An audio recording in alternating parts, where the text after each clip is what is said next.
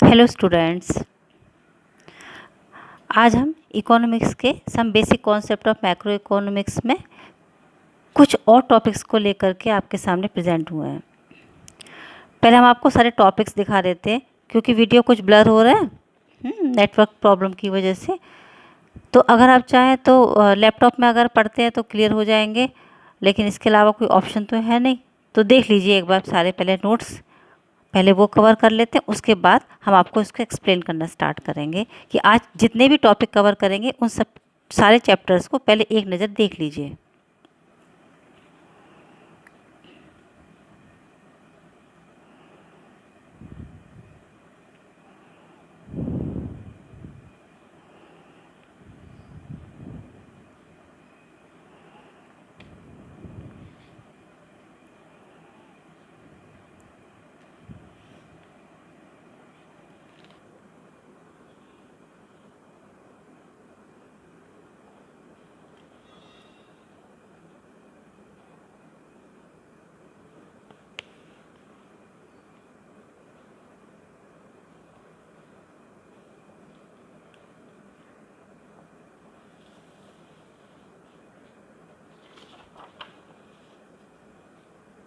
Now the last concept of depreciation, consumption of fixed capital. Okay, let's start. Now start करते हैं investment से। जितना topic अभी तक हमने आपको पढ़ाया था इको में, हाँ, शायद वो क्लियर हो। उसके बाद ये आ जाते हैं आपके इन्वेस्टमेंट्स।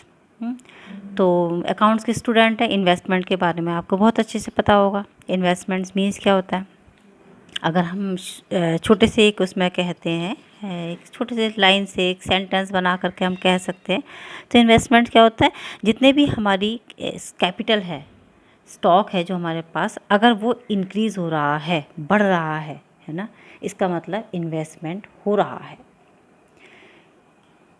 ठीक है ना, क्योंकि जैसे जैसे हम कैपिटल अपनी बढ़ाते हैं तो इसका मतलब कि प्रोडक्शन बढ़ रहा है, तभी तो कैपिटल बढ़ रही है।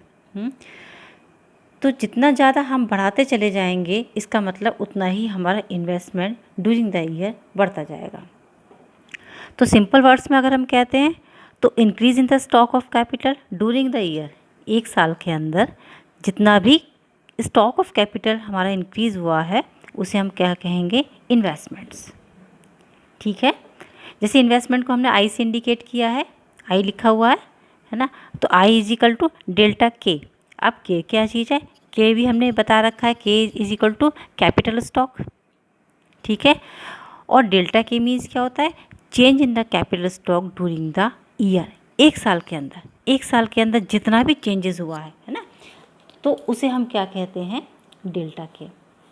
इट मीन्स जो क्लोजिंग है उसमें से आप ओपनिंग लेस कर दो तो आपको ये पता चल जाएगा कि इन्वेस्टमेंट में इंक्रीजमेंट एक्चुअली में कितना हुआ है।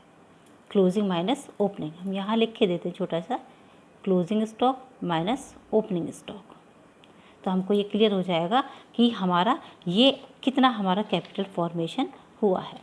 इन्वेस्टमेंट क्लियर हो रहा है आप लोगों को। ठीक है बच्चे, आगे चलते हैं हम। इसको ये अपर नेम लिखा हुआ है हमने, इसको कैपिटल फॉर्मेशन भी कहते हैं। अभी बता रहे हैं ना हम आपको कि कैपिटल फॉर्मेशन, कैपिटल ही बनती है, इन्वेस्टमेंट जितना बढ़ता जाएगा उतना ही हमारी कैपिटल बनती चली जाएगी, है ना। इन्वेस्टमेंट क्या है, ये एक प्रोसेस है कैपिटल फॉर्मेशन का, और क्या है वो process that increase the stock of capital, इसे हम क्या कहते हैं, इन्वेस्टमेंट कहते हैं। क्लियर, तो change in the stock of capital is also called capital formation, है ना। जितना भी कैपिटल में हमारे चेंजेस हुए हैं स्टॉक में, उसे हम क्या कहते हैं, कैपिटल फॉर्मेशन कहते हैं। ठीक है, इतनी बात मेरी क्लियर होगी। इन्वेस्टमेंट्स मीन्स क्या होते हैं सारे। ना उसके टाइप्स पे आ जाते हैं। टाइप्स क्या होते हैं, इसके दो टाइप्स हैं सिर्फ, एक फिक्स्ड इन्वेस्टमेंट और एक इन्वेंट्री इन्वेस्टमेंट। पहले हम आपको फिक्स समझा देंगे, उसके बाद आपको इन्वेंट्री बता देंगे। ठीक है, तो फिक्स्ड इन्वेस्टमेंट क्या होता है, फिक्स सबको पता होता है, फिक्स मतलब इसका मतलब fix assets, increase in the stock of fix assets, हमने ये लिखा हुआ लाइन। अगर फिक्स एसेट्स में इंक्रीजमेंट हो रहा है तो वो फिक्स इन्वेस्टमेंट में चला जाएगा। फिक्स इन्वेस्टमेंट, अगर हम ऐसी डेफिनेशन जैसे छोटा सा अगर कोई आपसे कहे कि भाई डेफिनेशन बताओ इसकी, तो फिक्स एसेट्स क्या हो, fixed investment refers to the increase in the stock of fixed assets of the producers during an accounting period. Accounting period बोलना जरूरी हो जाता है। अकाउंटिंग पीरियड मीन्स 1 साल के अंदर, 1 साल के अंदर स्टॉक में मतलब फिक्स एसेट्स के स्टॉक में जितना भी चेंजमेंट हुआ है, जितना भी इंक्रीजमेंट हुआ है, उसे हम कहेंगे फिक्स्ड इन्वेस्टमेंट, राइट। जैसे कि ना फिक्स्ड एसेट्स में जो आपकी लैंड है उसने कितनी परचेज़ की, प्लांट मशीनरी कितनी परचेज़ कर ली, और क्या क्या चीज़ें उसके पास ऐसी आ गई हैं जो फिक्स्ड है, ठीक है। जैसे अगर कोई भी अगर हम ऐसे एग्जांपल लेकर के चलते हैं कि स्टार्टिंग में अगर हमारा कोई भी प्रोड्यूसर है, उसके पास 5 मशीन थी, जब क्लोजिंग हुआ तो उसके पास कितनी हो गई मशीन, 9 मशीनें हो गई। तो 9 में से 5 लेस कर दो, इसका मतलब इंक्रीजमेंट कितना हो गया ड्यूरिंग द ईयर, 4 मशीन्स का हो गया, फिक्स इन्वेस्टमेंट्स आ गया आपका, समझ आ गई है ना। तो फिक्स इन्वेस्टमेंट्स ये क्लियर है ना, निकाल लेंगे ना, क्लोजिंग माइनस ओपनिंग करेंगे, आपका फिक्स्ड इन्वेस्टमेंट्स क्लियर हो जाएगा। क्लोजिंग माइनस ओपनिंग करना जरूरी होगा क्योंकि हम एक अकाउंटिंग पीरियड को लेकर के चलते हैं यहाँ पर, इसको निकालेंगे हम क्लोजिंग माइनस ओपनिंग, राइट। चलते हैं हम आगे। अच्छा, अब ये देखते हैं कि मतलब फिर ज़रूरी क्यों है भाई, क्यों कैलकुलेशन कर रहे हैं इसकी फिक्स एसेट्स की हम इन्वेस्टमेंट्स के सारे, है ना, क्या सिग्निफिकेंस है, क्यों किया जाता है, क्योंकि फिक्स इन्वेस्टमेंट्स अगर है तो फिक्स इन्वेस्टमेंट का ऑब्जर्वेशन हमको क्या बताता है, फिक्स इन्वेस्टमेंट का ऑब्जर्वेशन हमको बताता है कि ये बताता है कि प्रोडक्शन कैपेसिटी कितनी बड़ी है। इट राइजेज बोल रहे हैं हम, इट रेजेज प्रोडक्शन कैपेसिटी, है ना। ये अगर हमने देखा, अभी हमने जैसे आपको एग्जांपल दिया कि पहले 5 मशीन्स थी और अब 9 मशीन हुई हैं, इसका मतलब मशीनें हमने और परचेज की, इसका मतलब प्रोडक्शन कैपेसिटी हमारी बड़ी है, प्रोडक्शन बढ़ गया है, ठीक। और क्या हुआ है, it leads of the higher level of output. जब प्रोडक्शन कैपेसिटी बढ़ी है, अब पहले 5 मशीनों से काम करते थे, अब हम 9 मशीनों से काम करें, इसका मतलब हमारा हाई लेवल ऑफ आउटपुट भी बढ़ गया, है ना, ज़्यादा काम होगा कि नहीं होगा, ठीक है। और अगर जब लेवल ऑफ आउटपुट बढ़ा है, इसका मतलब higher rate of economic growth अपने आप ही हाई होती जाएगी, है ना। और इसी को हम higher rate of economic growth, इसी को हम क्या कहते हैं, जीडीपी ग्रोथ कहते हैं, है ना। तो ये भी बढ़ती चली जाएगी। मेरी बात क्लियर हो गई बच्चे ना, कि फिक्स्ड इन्वेस्टमेंट्स का ऑब्जर्वेशन हमको क्या बताता है कि प्रोडक्शन कैपेसिटी कितनी बड़ी है। तो प्रोडक्शन कैपेसिटी बड़ी होगी तो ज़रूर हायर लेवल का आउटपुट भी हमारा हायर हुआ होगा, और अगर हायर आउटपुट हमारा हायर हुआ है, इसका मतलब हमारी इकोनॉमिक ग्रोथ यानी कि जीडीपी ग्रोथ भी बढ़ गई होगी। Clear? Now move forward.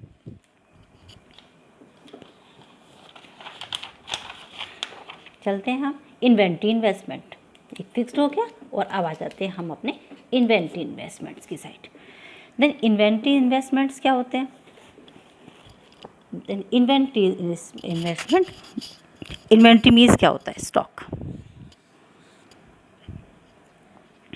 Stock में क्या क्या चीज़ें होती हैं हमारी, फिनिश गुड्स होंगे, जैसे क्लोजिंग हो रहा है माना, साल का लास्ट आ गया, तो हमारे स्टॉक में क्या क्या चीज़ें होंगी, फिनिश गुड्स होंगे, कुछ सेमी फिनिश्ड होंगे जो आधे बन गए होंगे, आधे अधूरे आधे पड़े होंगे ऐसे ही, और कुछ रॉ मटेरियल होगा, ठीक है। इन तीनों को मिला के दें अगर हम, finish goods plus semi finish goods plus raw material is equal to inventory investment, सही है, इसी को इन्वेंट्री कहा जाता है हमारा। अब इसमें भी हम यही निकाल लेंगे कि इन्वेंट्री इन्वेस्टमेंट माने कि ना, क्लोजिंग में से ओपनिंग आप प्लेस कर दो, आप क्लियर हो जाएगा भाई कि आपने कितना चेंज हुआ है, कितना आया आपके पास, कितना गया आपके पास, ये आपका इन्वेंट्री इन्वेस्टमेंट्स हो जाते हैं, ठीक है। एक अकाउंटिंग पीरियड में क्लोजिंग में से आप बिगनिंग वाला लेस कर देंगे तो आपका इन्वेंट्री इन्वेस्टमेंट्स कैलकुलेट हो जाएगा, है ना। लिखने की ज़रूरत तो नहीं है मुझको, ये क्लोजिंग माइनस ओपनिंग हो जाएगा। आगे चलते हैं। अब ये जो हमने ऐसे एक एरो बनाया हुआ, ये इसकी सिग्निफिकेंसेस क्यों इन्वेंट्री इन्वेस्टमेंट्स का यूज़ क्या है ना। इन्वेंट्री इन्वेस्टमेंट्स का यूज़ है कि हमको ये पता चल जाता है, inventory investment uninterrupted supplies of material, बिना रुके, अनइंटरप्टेड, कोई भी बिना रुकावट के हम मटेरियल को सप्लाई कर सकते हैं अगर हमारे पास अच्छा इन्वेंट्री है, तो स्टॉक अच्छा है तभी तो हम सप्लाई कर पाएंगे, अब स्टॉक ही नहीं है तो हम सप्लाई क्या करेंगे, ठीक है। और uncertainties of the market are avoided. Market में अनसर्टेन होता है, मार्केट होता है ना, कभी किसी चीज़ के लिए, कभी किसी चीज़ के लिए, कभी कुछ हो रहा है, कभी कुछ हो रहा है। तो मार्केट की कंडीशंस कैसी होती है हमारी, अनसर्टेन होती है। जैसे इस टाइम की भी कंडीशन आप लोग देख रहे होंगे, है ना, लॉकडाउन हो गया तो मार्केट कैसा हो गया, अनसर्टेन हो गया। तो उन सबको भी ये अवॉइड करता रहता है। अगर इन्वेंट्री है तो जैसे ही लॉकडाउन खुलेगा, अगर आपके पास स्टॉक है तो आप आगे प्रोडक्शन अपने स्टार्ट कर सकते, नहीं कर सकते। देन थर्ड आ जाता है enables the producer to exploit. और जो प्रोड्यूसर्स होते हैं ना, वो आपको एक्सप्लॉइट नहीं कर सकते अगर आपके पास प्रॉपर स्टॉक है तो। समझ गए आप मेरी बात को। इसलिए इन्वेंट्री इन्वेस्टमेंट करें, इन्वेंट्री हमेशा अपने इन्वेस्टमेंट को बढ़ा करके रखें। इन्वेस्टमेंट होना चाहिए हमारे पास। इतनी बात मेरी क्लियर हो रही है। फिनिश गुड्स का स्टॉक है, चाहे आपका सेमी फिनिश गुड्स का स्टॉक है, आपके पास रॉ मटेरियल का स्टॉक है, आपके पास स्टॉक बराबर से होना चाहिए। ठीक है। अच्छा, और भी अच्छा एक और चीज़ होती है कि ये हमने आगे एक और लिखा हुआ है, एक प्लान्ड इन्वेंट्री होता है और एक अनप्लान्ड इन्वेंट्री होता है ना। अब प्लान्ड इन्वेंट्री और अनप्लान्ड इन्वेंट्री क्या है कि इन्वेंट्री तो है हमारे पास स्टॉक में, लेकिन ये तो may not be desired inventory stock. ये तो ज़रूरी नहीं होता कि ये जो हमारे पास स्टॉक बचा हुआ है वो हमारा डिज़ायर्ड हो, हमने सोचा हुआ हो, है ना। कभी कभी अनडिज़ायर्ड भी होता है। तो इसीलिए हमने इसको प्लान्ड इन्वेंट्री और अनप्लान्ड इन्वेंट्री में दो पार्ट में इसको आगे डिवाइड किया हुआ है। एक प्लान्ड इन्वेंट्री होते हैं और एक अनप्लान्ड होते हैं। प्लान्ड इन्वेंट्री ये डिज़ायर्ड होते हैं, हमको पता है हमारा इतना कंजप्शन हो जाता है, माने इतने स्टॉक हमारा निकल जाता है, इतना माने हमारा माल बिक जाता है, तो उतना हमने किया तो वो डिज़ायर्ड है। इसलिए हमने इतना स्टॉक करके रख रखा है कि हमको पता है कि ये सीज़न आने वाला है और सीज़न में ये माल हमारा निकलता है। ठीक है, इसलिए हमने प्लान किया, इन्वेंट्री अपने पास रखा हुआ है।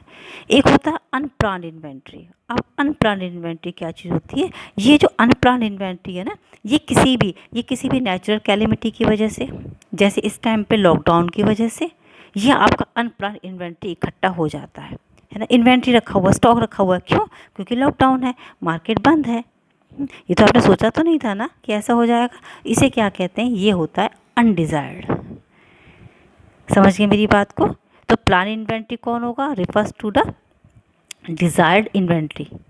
ठीक है, ये प्रोड्यूसर खुद से मेंटेन करता है, ये खुद से मेंटेन करता है कि कोई किसी भी प्रोडक्ट का मतलब जो मार्केट में अगर डिमांड हो रही है तो वो किसी भी तरीके से रुके नहीं और आराम से उस हमारी जो डिमांड है उसे वो पूरा होता रहे, ये उसके लिए किया जाता है। लेकिन जो अनप्लान्ड इन्वेंट्री होता है वो अनडिज़ायर्ड इन्वेंट्री होता है।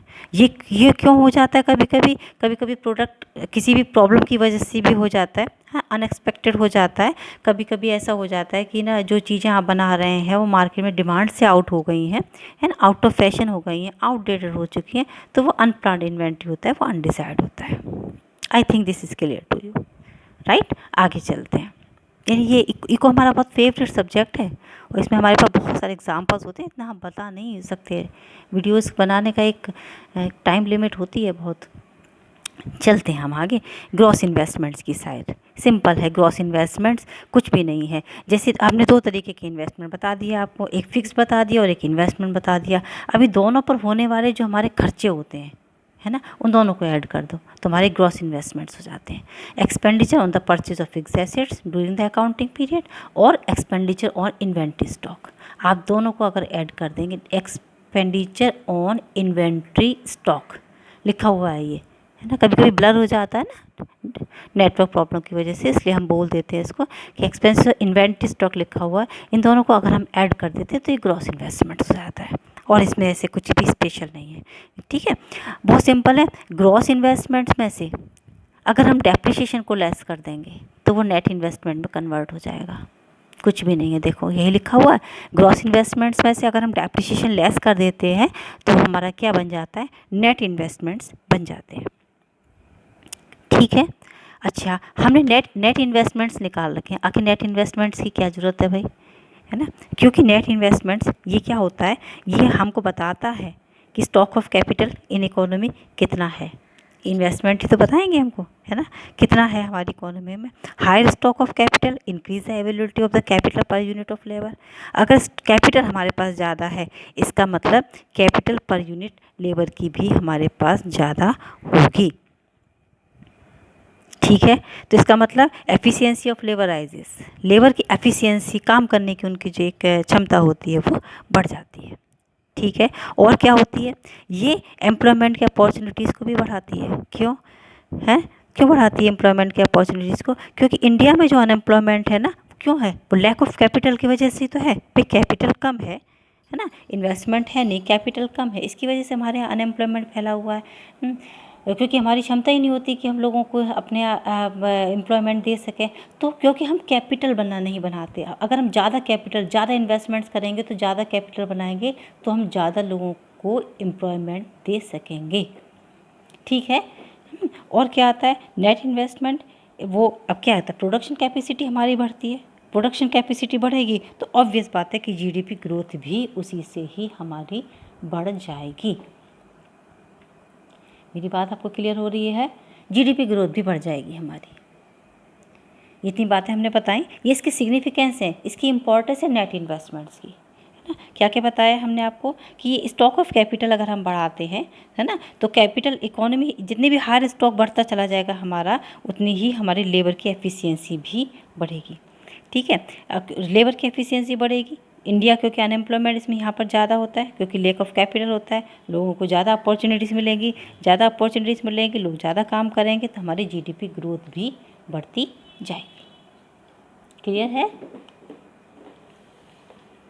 चलते हैं भाई आगे, एक और अपना टॉपिक ले लेते हैं, कॉन्सेप्ट ऑफ डेप्रिसिएशन। पढ़ा हुआ है, आपको सब पता होता है ये क्या होता है। अभी एक और चीज़ बता दें आप लोगों को जो थोड़ी सी और अच्छी है, इसमें हम लिख देते हैं कि ये नेट इन्वेस्टमेंट है। हमको लगता है कि बच्चे भूल ना जाएं, ये जो नेट इन्वेस्टमेंट अभी हमने आपको बताया, नेट इन्वेस्टमेंट्स, हम इसमें यहाँ लिख देते हैं छोटा छोटा, नेट इन्वेस्टमेंट। ये क्या क्या चीज़ों को बढ़ाता है, लिख लें आप लोग एक बार, हमको ऐसा लग रहा है, ऐसा ना हो कि आप लोग भूल जाएं। ये एनहेंस करता है आपके प्रोडक्शन कैपेसिटी को, प्रोडक्शन कैपेसिटी बढ़ाता है, राइट। और क्या बढ़ाएगा, अपॉर्चुनिटीज़ देगा, एम्प्लॉयमेंट अपॉर्चुनिटीज़, है ना, जनरेट अपॉर्चुनिटीज़।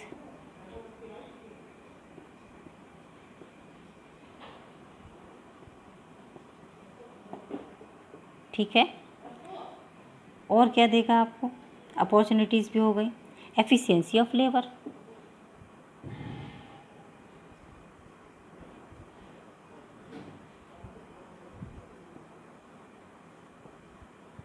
तीन चीज़ें हमने लिखी हुई, production capacity, generate opportunities, efficiency of labour. इन तीनों को ये क्या करता है, इंक्रीज़ करता है, क्या, net investment.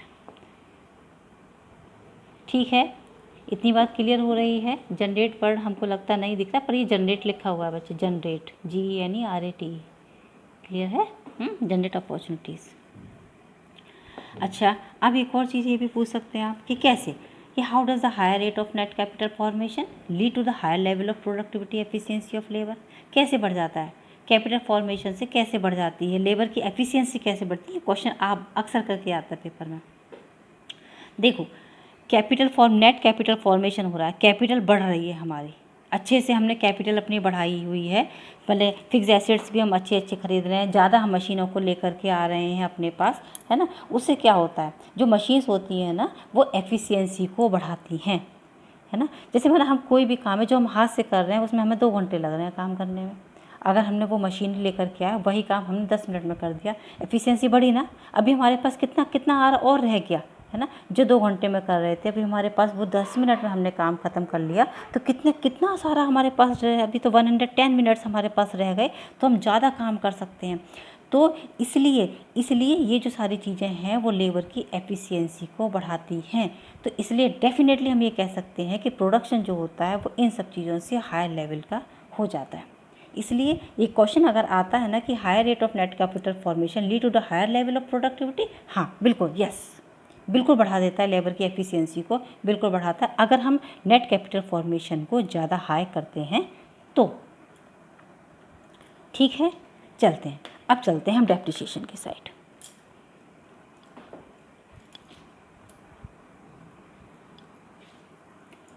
Concept of depreciation, simple. Depreciation सबको पता है क्या चीज़ होती है भाई।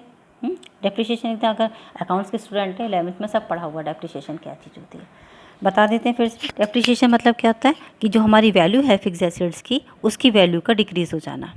अब वो वैल्यू का डिक्रीज़ क्यों होती है, वैल्यू हमारी डिक्रीज़ है ना, क्योंकि वो रूटीन में भाई वो डेली काम हो रहा है हमारा, तो भाई वही सेम लिखा हुआ है ना, वियर एंड टीयर यूज़ हो रहा है ना। और क्या होता है, एक्सीडेंटल डैमेज हो जाते हैं, जैसे कि रूटीन रिपेयर्स है, मेंटेनेंस हो रही है तो हो जाते हैं। और एक और लिखा हुआ है कि एक्सपेक्टेड ऑब्सोलेंस है ना। अब ऑब्सोलेंस ये जो होते हैं ये दो तरीके के हो सकते हैं, एक तो एक्सपेक्टेड भी होते हैं और एक अनएक्सपेक्टेड भी हो सकते हैं। लेकिन आगे हम और बता देते हैं। पहले तो डेप्रिसिएशन का एक दूसरा नाम भी हमने लिखा हुआ है, consumption of fixed capital. Fixed capital जब जब कंज्यूम होती जाएगी उसे हम क्या कहते हैं, डेप्रिसिएशन कहते हैं। इसी नाम से आता है अक्सर करके आपके पेपर में, कंजप्शन ऑफ फिक्स्ड कैपिटल के नाम से, ठीक है।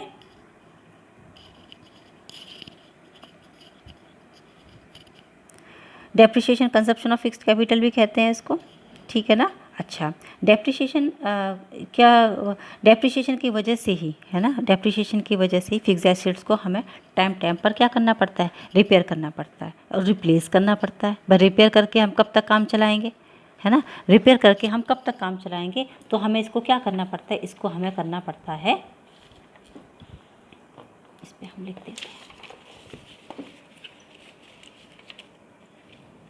अब समझें कि इसको अब हमें क्या करना पड़ता है, रिप्लेस करेंगे हम या तो इसको, या फिर हम इसको करेंगे रिपेयर, है ना। अब रिपेयर कब तक करेंगे, तो डेफिनेटली हम क्या करते हैं, फिक्स एसेट्स को रिप्लेस कर देते हैं भाई, उसकी जगह पे दूसरी आ जाएगी, है ना। जैसे माना एक मशीन है, हमने एग्जांपल लेकर चलते हैं, एक मशीन है हमारे पास, वो 10 लाख की आई थी, 10 लाख की मशीन है। अब हमको क्या, टाइम ख़त्म होता चला जा रहा है, हमको इसको क्या करना होगा, रिप्लेस करना होगा। अब इसका मतलब हमारे पास 10 लाख रुपीज़ होने चाहिए, होने चाहिए, नहीं होने चाहिए। डेप्रिसिएशन पढ़ा है आप लोगों ने 11th क्लास में, ठीक है। तो क्या करते थे हम उसके लिए, हम उसके लिए बनाते हैं एक DRR, डेप्रिसिएशन रिजर्व फंड। कौन सा फंड होता है, debt fund which the producer keep for replacement investment. इसमें ही वो फंड होता है जिसमें जो प्रोड्यूसर्स होते हैं वो रिप्लेसमेंट इन्वेस्टमेंट रखते हैं। धीरे धीरे थोड़ा थोड़ा करके हम रखते रहेंगे हर साल, तो 10 लाख रुपए हमारे पास इकट्ठे हो जाएंगे। और जैसे ही हमको ये लगेगा कि अब मशीन को रिप्लेस करने का टाइम आ गया, उस 10 लाख रुपीज़ से एक और नई फिक्स्ड एसेट, एक और नई मशीनरी परचेस कर ली जाएगी, ठीक है। अगर पूरा 10 लाख रुपीज़ भी हमने नहीं इकट्ठा कर पाया, पर हमको इतना बड़ा हमारा अमाउंट इकट्ठा हो जाता है कि यहाँ आके हमें प्रॉब्लम नहीं होगी। क्लियर है मेरी बात। तो डेप्रिसिएशन क्या हो गया, एक फंड होता है जो प्रोड्यूसर रखता है अपने पास, ठीक है। और बता देंगे भी DRR के सिग्निफिकेंस। अभी हम जरा ये एक्सपेक्टेड ऑब्सोलेंस समझा दें आप लोगों को। एक्सपेक्टेड कौन से होते हैं, एक्सपेक्टेड वो होते हैं जो हमको पता है, फॉरसीन, इसको फॉरसीन भी कहा जाता है ना, फॉरसीन भी कहा जाता है, और अनएक्सपेक्टेड को अनफॉरसीन कहा जाता है। एक्सपेक्टेड जो होते हैं वो उसके भी हम कॉम्पोनेंट्स लिख देते हैं यहाँ पर, थोड़ा सा और बता देते हैं।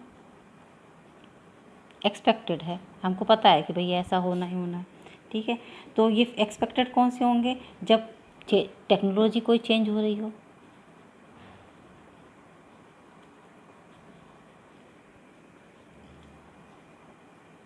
टेक्नोलॉजी चेंज हो गई, ठीक है। जैसे अब तो जैसे नए नए मोबाइल आ रहे हैं, टेक्नोलॉजी चेंज हो रही है, नहीं हो रही है। पहले कीपैड थे, है ना, उसके बाद टच स्क्रीन आ गए, अब तो नए से नए कुछ ना कुछ टेक्नोलॉजी बदलती जाती है, या फिर डिमांड चेंज हो जाती है ना। पहले कुछ चीज़ और तरीके की डिमांड करते थे और अब किसी और चीज़ की डिमांड लोग करने लगे हैं। तो किसी भी तरीके से फिक्स एसेट्स की वैल्यू में कमी आ सकती है।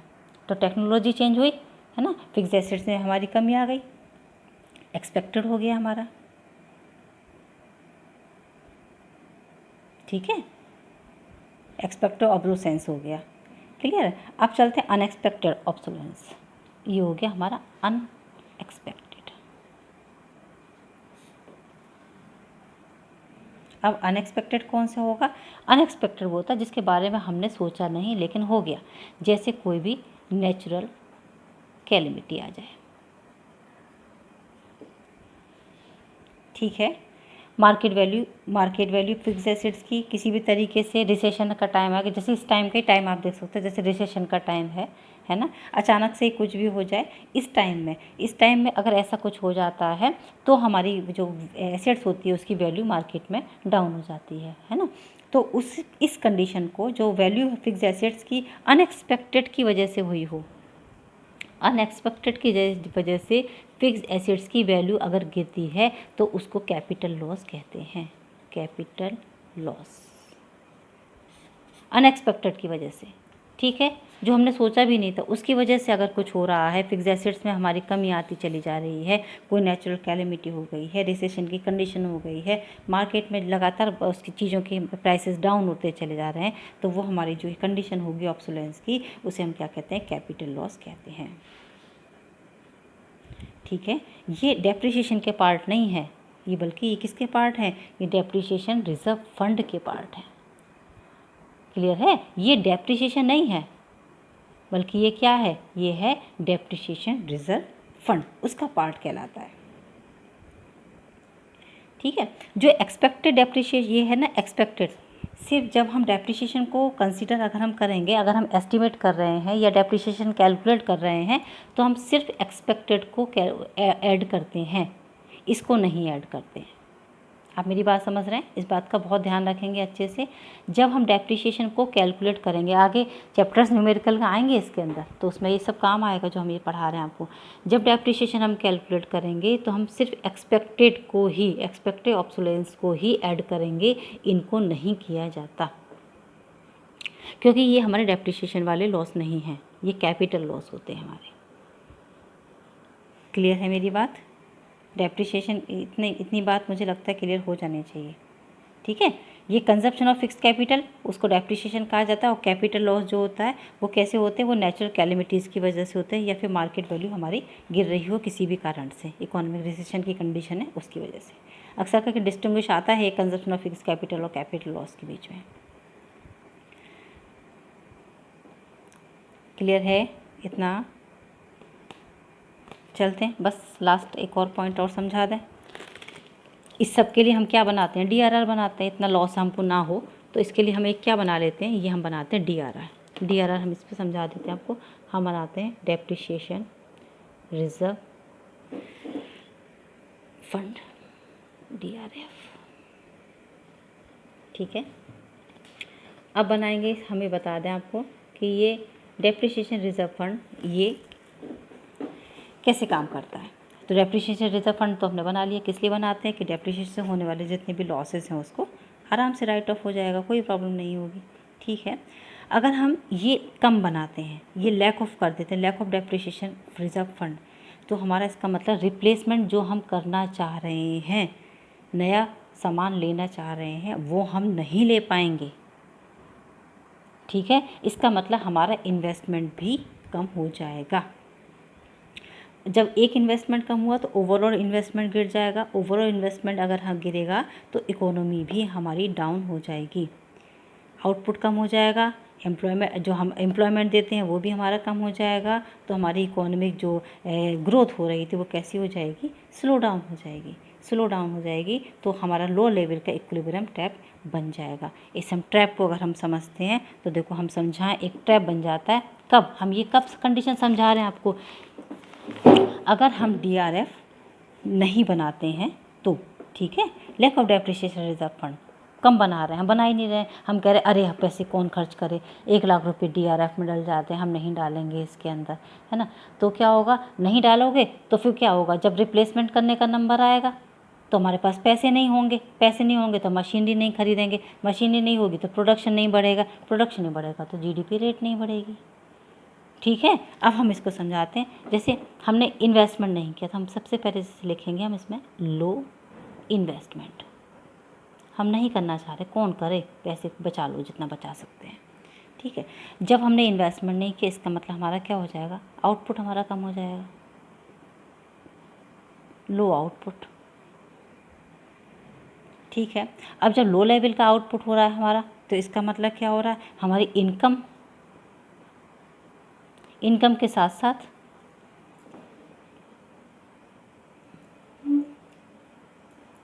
हम इसको ऐसे दिखा देते हैं आपको। जब लो आउटपुट हो जाएगा तो लो आउटपुट से हमारी क्या आ जाएगी, low level of income, low level of income. Income के साथ साथ ये इनकम लिखा हुआ है बेटा, इनकम। अब जब इनकम कम हो जाएगी तो एम्प्लॉयमेंट भी कम हो जाएगा।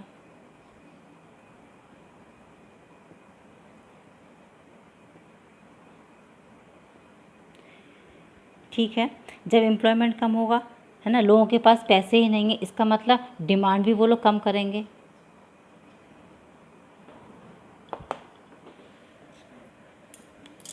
आ नहीं रहा, हम आपको प्रॉपर अच्छे से एक और बना के बताते हैं। जैसे इसमें नहीं हो पा रहा, अब सही है। ठीक है, ऐसे करके अगर हम एक सर्कल बना देते हैं, हाँ अब एकदम करेक्ट बनेगा। तो यहाँ से चलते हैं वापस, लो इन्वेस्टमेंट, लो इन्वेस्टमेंट। ठीक है, लो इन्वेस्टमेंट से क्या बन रहा है हमारा, लो इन्वेस्टमेंट से आउटपुट भी लो हो जाएगा। ठीक है, लो आउटपुट हो जाएगा तो हमारी इनकम और एम्प्लॉयमेंट दोनों चीज़ें ये भी लो हो जाएंगी। जब ये दोनों चीज़ें हमारी कम हो रही हैं, इसका मतलब जब हमारे पास पैसे तो है ही नहीं, है ना, इनकम हमारी कम है, एम्प्लॉयमेंट है नहीं है, तो इसका मतलब डिमांड भी हम कम करेंगे। डिमांड भी कैसी हो जाएगी, लो डिमांड। ठीक है, एग्रीगेट डिमांड कैसी हो रही है, बहुत ही लो लेवल की हो रही है। उसके बाद जब डिमांड ही नहीं है तो हम इन्वेस्टमेंट क्या करेंगे, तो लो इंड्यूसमेंट टू इनकम हो जाए। इंड्यूसमेंट क्यों लगाया हमने वर्ड, लो इंड्यूसमेंट, हमारी इच्छा ही नहीं होगी क्योंकि पैसे ही नहीं है भाई, है ना। इन्वेस्टमेंट हम कब करते हैं, जब हमारे पास पैसे होते हैं। ठीक है, और जब इन्वेस्ट करने की इच्छा ही नहीं है तो इन्वेस्टमेंट भी हमारा कम हो जाएगा, लो इन्वेस्टमेंट।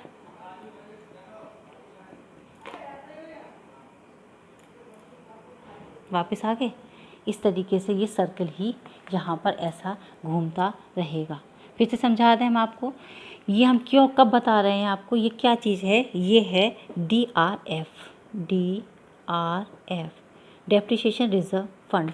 अगर डेप्रिसिएशन रिजर्व फंड में हम पैसे कम लगाते हैं, कम लगाते माने अपना पैसा रिजर्व नहीं करना चाहते हैं, फंड नहीं बनाना चाहते हैं डेप्रिसिएशन का, तो उससे क्या होगा, लो इन्वेस्टमेंट हो जाएगा, है ना। हम रुपए इकट्ठा नहीं कर पाएंगे किसी भी हैवी मशीनरी को ख़रीदने के लिए। जब मशीनरी नहीं होगी तो आउटपुट हमारा कम होगा, जब आउटपुट हमारा कम होगा तो इनकम भी हमारी लो हो जाएगी और एम्प्लॉयमेंट भी कम हो जाएगा। इनकम कम हो जाएगी, एम्प्लॉयमेंट नहीं होगा, तो पैसे नहीं होंगे तो हम डिमांड क्या करेंगे किसी भी चीज़ की, और जब डिमांड ही नहीं होगी मार्केट में तो इंड्यूसमेंट करने की इच्छा ही नहीं होगी, लो इंड्यूसमेंट टू इन्वेस्ट, इन्वेस्टमेंट करने का मन ही नहीं होगा। जब मन नहीं होगा तो लो इन्वेस्टमेंट कर ही नहीं पाएंगे। ठीक, और लो इसकी वजह से क्या होगा हमारा, लो इन्वेस्टमेंट। ये इस तरीके का ये सर्कल यहाँ पर बनता ही चला जाएगा। ये आपका हो गया सिग्निफिकेंस ऑफ DRF। तो चिल्ड्रन आज के लिए बस इतना ही।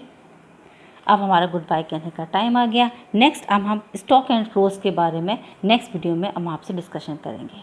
इससे रिलेटेड कोई भी प्रॉब्लम हो तो आप मुझे आराम से पूछ सकते हैं, कोई प्रॉब्लम नहीं है। आप मुझे व्हाट्सअप कर सकते हैं, कॉल कर सकते हैं, कमेंट बॉक्स में जाकर के मुझे कमेंट कर सकते हैं, या फिर अगर मेरे पढ़ाने में कोई प्रॉब्लम हो तो मुझे सजेशन भी दे सकते हैं। You are most welcome.